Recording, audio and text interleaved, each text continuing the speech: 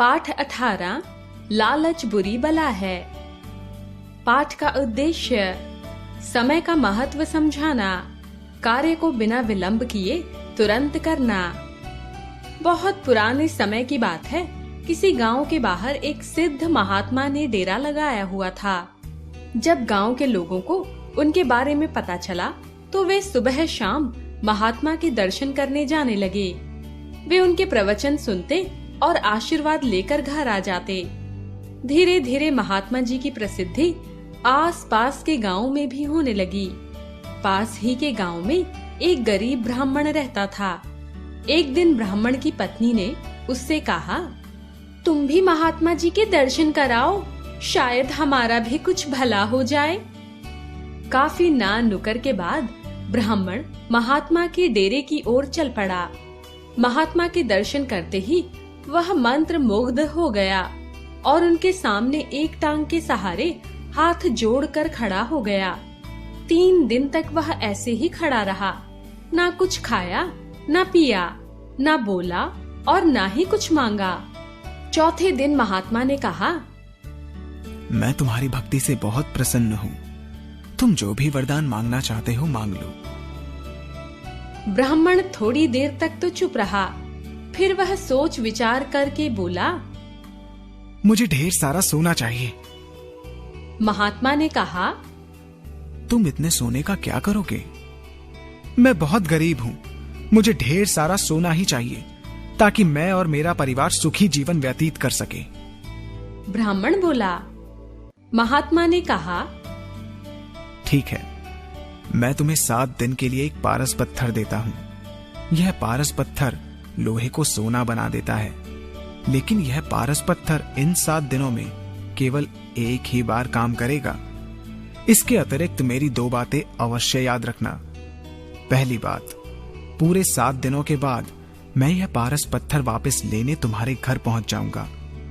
तब मैं उसे एक क्षण के लिए भी तुम्हारे पास नहीं रहने दूंगा। दूसरी बात, तुम आवश्यकता के अनुसार ही सोना बनाना, क्योंकि अधिक लालच करना अच्छा नहीं होता। यह कहते हुए महात्मा ने वह पारस पत्थर ब्राह्मण को दे दिया। ब्राह्मण प्रसन्नता पूर्वक अपने घर की ओर चल पड़ा। घर पहुंचकर उसने सारी बात अपनी पत्नी को बताई। ब्राह्मण की पत्नी ने तुरंत रसोई घर के सारे लोहे वाले बर्तन व तवा आदि उसके सामने रख दिया। वह बोली, लाओ, वह पारस पत्थर मुझे दे दो, मैं जल्दी से इन्हें सोना बना दूं।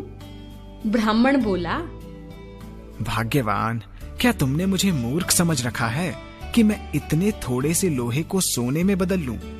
अरे इस काम में इतनी भी क्या जल्दी है? अभी तो हमारे पास पूरे 7 दिन हैं। यह कहकर उसने वह पारस पत्थर घर में छिपा दिया और लंबी तान कर सो गया।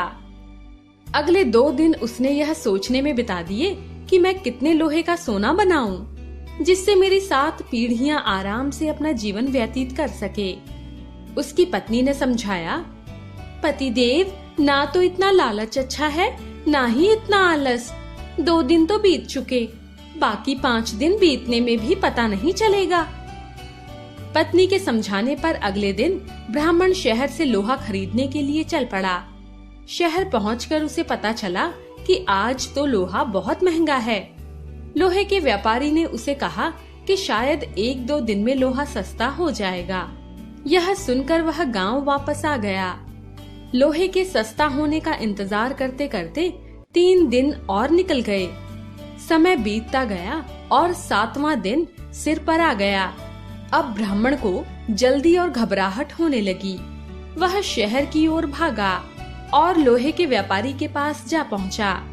उसे देखते ही लोहे का व्यापारी बोला, ब्राह्मण देवता, लोहे का भाव तो ज्यों का त्यों है। वह बोला, भाई कोई बात नहीं, मुझे आज तुमसे लोहे का भाव नहीं पूछना। आज तो तुम्हारी दुकान में जितना भी लोहा है तुरंत मेरे घर पहुंचा दो। लोहा पहुंचते ही मैं तुम्हारा भुगतान कर दूंगा। व्यापारी सोचने लगा, यह गरीब ब्राह्मण इतने लोहे का भुगतान किस प्रकार करेगा।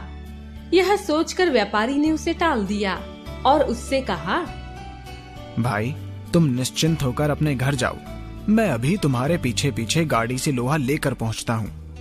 ब्राह्मण घर पहुंचकर लोहे के आने की प्रतीक्षा करने लगा। काफी समय बीत गया। उसकी पत्नी ने कहा, लालच में थोड़े से भी हाथ न धो बैठना। ब्राह्मण बोला, तुम भी अजीब बात करते हो। याद नहीं मैंने तुम्हें बताया था कि यह पारस पत्थर केवल एक ही बार काम करेगा। इतने थोड़े से लोहे का सोना बनाने का क्या लाभ। अभी लोहे की गाड़ी आती ही होगी। अगर थोड़ी देर हो गई तो मैं महात्मा जी से समय की मोहलत मांग लूंगा। इसी बातचीत और सोच विचार में उस दिन का अंतिम क्षण भी बीत गया। लोहे की गाड़ी तो नहीं पहुंची, परंतु महात्मा जी अपना पारस पत्थर वापस लेने वहां पहुंच गए। अब ब्राह्मण उनके सामने गिड़गिड़ाने लगा। महात्मा बोले, मैंने तुम्हें पहले ही कहा था, अधिक लालच मत करना। अब तुम इस पारस पत्थर को एक क्षण के लिए भी अपने पास नहीं रख सकते। तुमने समय की कीमत को नहीं पहचाना। अब समय निकल चुका है। समय बहुत अनमोल होता है। इतना कहते हुए महात्मा जी वहां से चले गए। अब वह लालची ब्राह्मण पत्थर के बुत की तरह वहां खड़ा था। लेकिन अब क्या हो सकता था? समय बीत चुका था।